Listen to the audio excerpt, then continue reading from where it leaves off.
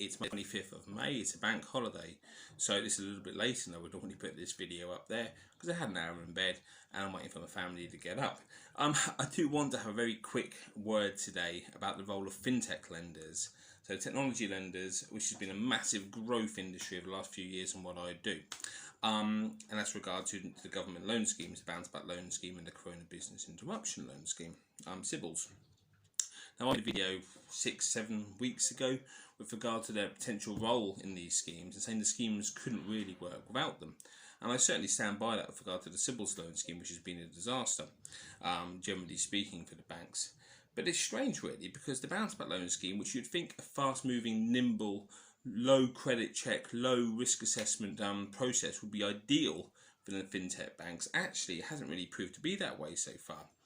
The first one of these banks to be accredited was Starling Bank a couple of weeks ago, and it looked as though they were going to fit in seamlessly.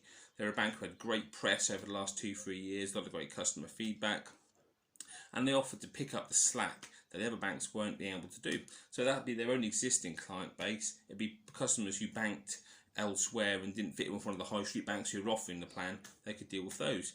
But actually, there's been a raft of complaints about credit checks being done when they shouldn't be done, customers getting abandoned mid-application, lots and lots of declines, etc., etc.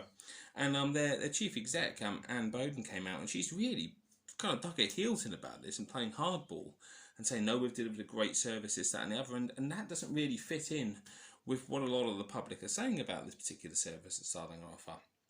So this has gone from being a bit of a PR, they were kind of coming in a bit of a white knight in many ways, and actually been a bit of PR, a bit of a mess so far, to be perfectly honest.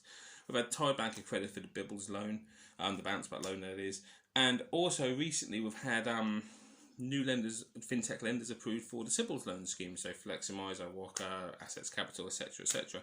And also the big one, of course, was the Funding Circle. We came on board a month or so ago to the CBILS loan scheme. I talked about it frequently, thought it was going to be a real game changer, and while they've got themselves back on track now, it seems, or at least it's improved, it was an absolute disaster for the first 2 weeks or so. So, you know what, it's made me really sort of reanalyse the position here. When you look at the success that the likes of Lloyds and Santander have had through their Bounce Back loan scheme, and I know there's been odd exceptions where they've not done well, we all have that, but as a general rule of thumb, the feedback's been positive. You start thinking, well, maybe those old high street banks, once they actually do put their mind to something and chuck some resources at something, they've come up trumps.